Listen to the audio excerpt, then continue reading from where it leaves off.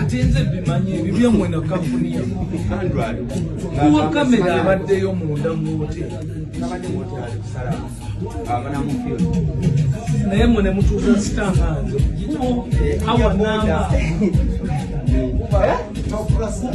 awa namba mbadde ne meeting ne IGP nenjiyimiriza ngende nsange kati hapana mbadde ngenze kumaliza naye nvuddewo wa IGP eyo saloni yange muntu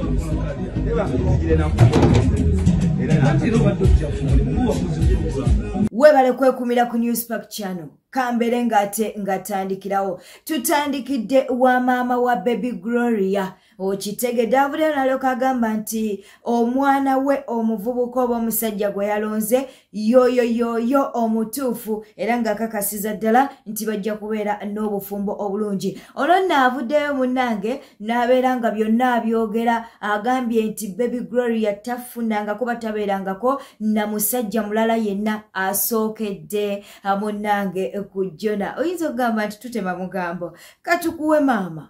Nze kintu kimu kyemmanyi Gloria talina musajja gwe yali ayagadde kasookedde ku Jona. Eyali agamba nti Gloria nze namwagalako aveeyo okujjako bino ebyabafanize ne bekuba omuntu n'ebifaananyi. Bino ne bekuba ebifaananyi nabadde ne Gloria. Gloria talina gwe yali ayagaddeko teri yali akwanye Gloria n'amutwala out. Jona yekka ye yakwana Gloria n'amukkiriza n'amutwala out n'awangula omutima gwe. Era nange kenyini teri musajja yali ankwanyeko ne mukkiriza. Musajja yasooka omukunkwana yali John Senyonjo omwami wange. Era ne kaakati ye yamanyira akakufa kulitwawukanya. So Jonah is the first man ku Gloria. Yes, ate era yo yamututte.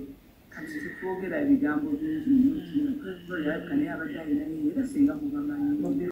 Ensonga bwezityo nno bweziri ate erudde eyo naye nga bangi bavuddeyo ne balyoka bagamba nti maama sipiidi gy'okozesa ng'ate esusse omwana tumulekeddeeyo byama byonna gw'osazeewo okuba nti n'ogwabyogera naye ate abamu ne bavaayo ne balyoka bagamba nti eryo liba ssanyu lya buli muzadde okulaba omwana we munnange ng'ate afumbirwa oba ng'omwana we munnange agenda mu bufumbo. Kale abamu nga bamugamba nti naave mu mawulire oba yeewumuzeeko ate abalala bali ku sayidi nga bagamba maama byogere byogere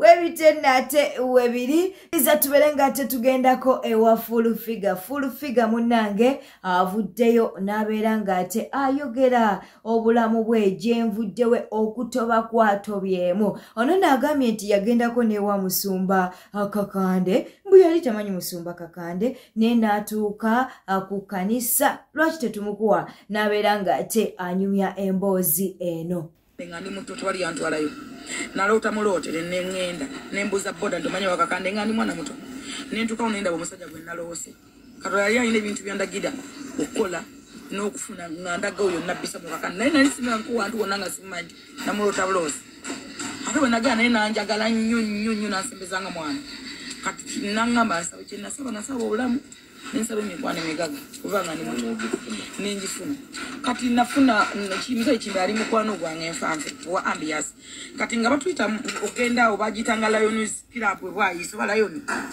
kati tujukira tugenda nikufunayo kasenje nikufunayo ekyokulya biki ate nebadde nali wololo wakusaasira gakusasa muyimbi wa amaanyi nnyo kati nga tenze bakwatirako engoye mbategekerako ngolola biki ebyo kati bwe nagenda ne musezi kali akana nampanga yo sente kakati naye nga ndaba abantu mu bbala lwaki nkugana omwenge oyo kirabu ebamu ebitaala nzomanyi batisiba kirabu sagala kirabu mpana ekigambo kirabu olaba ntenda okuzimba ebizimbe byange nakola wano loogi kola loogi sagala loogi mpala na loogi obulamu bwange bwonna mpala nebbaala kakati twayingiranga mu kirabu ebitaala ebyo bitala bifuula omuntu omubi omulungi bikwata omuntu aliko oyinza olaba omusajja kwanye ng'ayambadde essaati ya white ng'emasamasa bweti naye mufulume muwabweru ng'ekisate kiriwo ng'atuula ng'emizi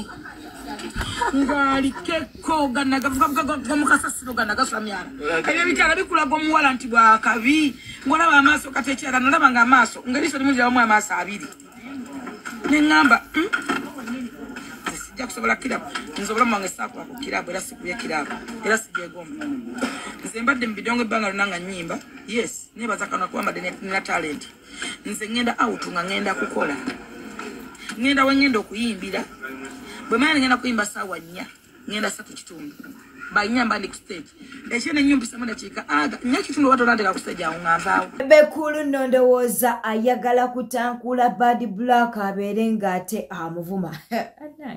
Alo Bad Black ekigambo kye yavuma Bebekulu. Naye buli wentunira Bebekulu nga ddala bituufu oba nedda. Simanyi oba olabye ebitrendinga ku social media. Wange nange nekanze nengamba omusumba. Omusumba trendinga bebe tutandikirawo. Waliwo omukyala ajja n'oga ensi yonna negamba. Naye musumba just mwe mutamumanyi. Musumba kanfuna akatebe. Musumba muntu wa quality. Class. Yes. Wegamba wali awali ku kituufu. Class and qualities musumba chovola nti temujja mumalaga mulaba mbu yayise naye bwasonga aba quality awo bamulumiza nnyo asiba akaaba okukyakya mukazi omulungi yemenye omutima mukazi omulungi yankola bwali yes abakazi abalungi si bangu bakwagala they're very difficult ojjukira bwe nakoggana enzigwawo ziwena ng'agenze okisegeera so naye nange nadde ku internet nengaha kakati musumba oba mukolidde ne budget z'embaga bazitadde ku Laila mazima contribution zitandise Bad Black yagambye musumba ku kino kasita tunuleri ate twagala batali bafumbo tebanyega ku bintu nga byambaga birekere faba abayina abantu for the genos mu abatayina abatayagala ku officiating us Calvin Kayanja kyakoze mukyala Aviator Chikambwe. Jjukira nti Mina avuddeyo nalyoka agamba nti mwamu wange ennaku simanya bagenda kwekyawa n'omwami we Aviator. Nalyoka agamba naye kati munange obufumbo tukyabutambuza. Awo Calvin Kayanja kwe kuvaayo n'abeera ng'amugamba maama. Tulabye abakazi abalungi be basuddewo naye ate gwe katukuwa akatambi kano. They will not last. Abachotera teba lasting. Oh, oya Aviator namusobola oyo Mina.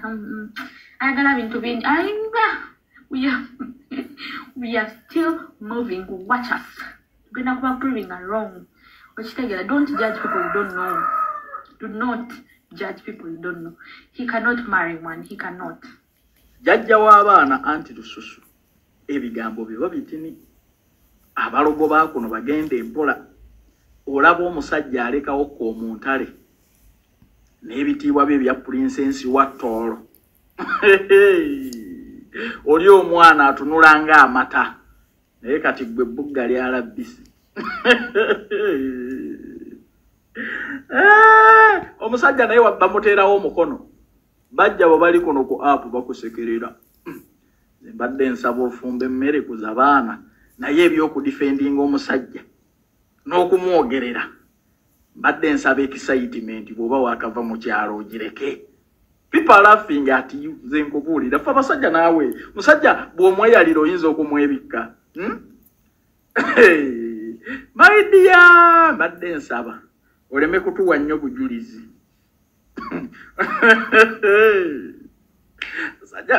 omusajja aleka komuntale kati komuntale mukugambye kubanga nkimanyi bulungi ova Tooro kati if a man can live komuntale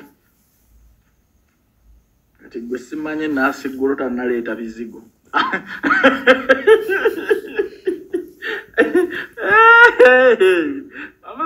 omusajja naye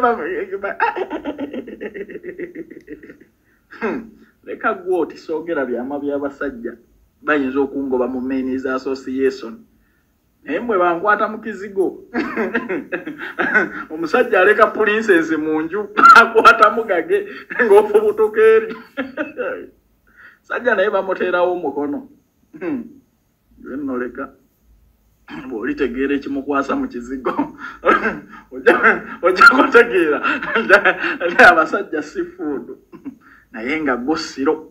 Kiriza tubeere nga tubuuzaako ku Reddit, tuyina Harriet, tuyina Adija 1981, Nabire Justin ogamba otya ndagire prosi tukutumiddeko email 732, tuyina mukwano gwaffe ayitibwa Nakayima Eva Ruth, ne tubeera ne mukwano gwaffe ayitibwa Namba wa Angela, ate era tuyina mukwano gwaffe ayitibwa Justin Namakula. Abo ne betusobodde okuba nti tukoonako. Katubeere nga tweyongerayo bambi Nabbosa, twagala tubeere nga ate tukuwa akatambike. Nabbosa ajjukira yakubibwa we bali bagenze okunoonya ate akalulu ukannalukoola era n'abeera nga munnange embeera teyali nnungi. Avuddeyo n'alyoka atulaga kati mbw afunyewoko ku njawulo naye ng'olaba akyayina enkovu webityo nate webiri katukuwe akatambi kano naye abasuubiza nti awaawonera akomawo mu struggle akatambi kaakano. Ngambye nti essaawa zino siri bubi, ebintu mubiraba bigenda biggwawo, mubadde beeralikidde nga bagamba omubiri gw'omubaka gunaddawo.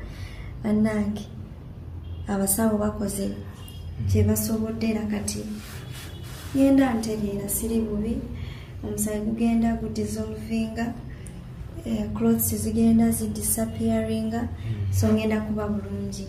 Naye ebyo byonna ssaala zammwe tweyanziza nnyo tweyanziige. Bannange nze nzirayo mu field omulwanyi nabagamba tawanika okujjako ng'olutalo amaze okuluwangula. People power, our power. Kiriza amawulire gano nago tubeere nga ate tugakuwa. Naye nga alina kyenjagala okugamba. Era nkyakirinzeeko. Ati ngenda kyogerera no ku kyana. Okyayimbu nno. Ogenda leeta omusajja? Kuzina shebiri nyana leka omusajja. Okyayimbu nno saasasula wadde ekikumi ku show ya King Sir. Tewasasulwa? Lindako. Shia King Sir hene yakago. Jenna akakola. Tebakusasula naawe. Ne mune abantu lwaki abantu muyitidde tuyisaamu amaaso. Nagenda kushare Sebata bigite yansasula. Kushare King ono musajja gwe wali naye. Yes, he didn't pay me a penny. Ku sente zonna ze wakola. Mukulu promoter eyategeka King Sir. Bamuyita Denon. Denoni. Aba Umoja Management channel eno yakuwa offer netukulanga nyonyo kuba King Sir yali chaliwa. Naye Denoni Umoja amutusasule. It is quite embarrassing. Kati omuntu yenna ali eyo lwaki nalinze ntino nali njala nsooka njogeko na as a person nenga anida kwe fayinza okombuulirira ennyo. I need this to be out. Abakubanja kuba bana abakubanja bo bawakola nabo. Thank you. Eno channel eyine tukulika abakozi baayo. Bwenzija netandika olangirako business. Nina okuzza mu nsako ya channel. Channel teyalaba yadde ekikumi. Nina tiimu gye nkola nayo. Gye mutunda emmeeza gye muko abaana tosobola kulowooza nti no buli muntu asobola okikkiriza nti nnyinza obutasasula. How did I get business? Oba wekugamba muno nakoze n'omuyimbi oba ne promoter. Ebiseera ebimu nsobola okukola ne promoter. Kati nga yasinike nga bw'agamba nagenda kukola Lydia kati ye nali tuwe. Lydia mukwano gwange as a friend yasini nga mpisa enkole naye as a promoter. Naye awo Lydia waddembe ogamba nti oba yakola nange kyali wange biki nga mbaliriza nampaayo ne promoter yabalina okunsasula. Kuba yampita mu business. Yalange Sebata yampaayo yampita nga mutabani we nanjo kyayo nanga mutabani we bale kukola bulungi nnyo. Nanjo kyayo. Ebitali bibye kubaze nali sina business na Sebata business ina na bigi. Bwentu kokola share King Sir twali twogera from his first show. Chali wange nga toga ngamba tulina shendala je tugenda okukola biki amugamba kali. Kati ye okusinzira ku baali baamugula. Of course naye na team ye gyakola naye. bwe twatuuka yali abavaana mu America ebiseera yabeera nnyo mu America n'angamba akomyewo we should meet bwe namugamba ngenda kujja tu meeting n'ayita promoter ne ngenda awo wenyini namugamba njagala okole n'ono ne hafi era njagala omuwe sente zakusabye namugamba sooka omuwe nayo ki ng'omwekinkisa ebintu byangu bya fasta soko mweko deposit nenga nze sinatula nagayi kwa bulinga what am I going to do, how much am I going to work for and all that namugamba wewe banze kankuwole muwe gonzirize nange nenda nga things agaya muvuga speed nemwe atujja kwogera so nze ne Denoni ne mukama we gwe manyinga Chris is the boss wa umoja management umoja management then Denoni naye akola naye so ngabafuna meeting nabo ngambagamba what they expect from me and what I can offer ngamukanya natukanya neche nkugamba business yange kati bino nyinzo butabyogerana engeri jenji tematema mu jenji kola so at that point ebyama bya febrekeo at that point tetwagulinga ku sente mmeka ziba ina bwe nkunyimize mboze eno je kigwera even money doesn't matter kiriza mawulire gano nago tuberenga ate tugakuwa.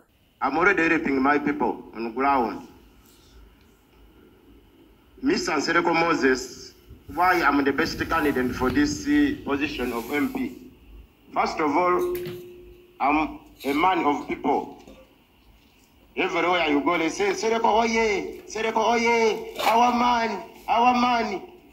Even I resemble my voters. That's why everywhere they are yearning for me. I'm a celebrity. I'm the MP elected. These ones are just wasting their time. I'm the best candidate because I've already told my voters that you don't need to buy a vehicle. You know, each MP is given 200 million. I'm not going to buy a vehicle. I'm just going to give out that money to my poor voters in the Kawempe North County. Bwete tambudde obadde mulabi mulungi wale kwekumira ku Newspack channel kankusaba obeere ng'ate osubscribinga womaliriza nyiga akade ka notification teweerabira okuleka obubaka bwawo mu comment section ku mawulire munnange ate getukuwadde akwosa ne video eno okugimpeera like beera bulungi wera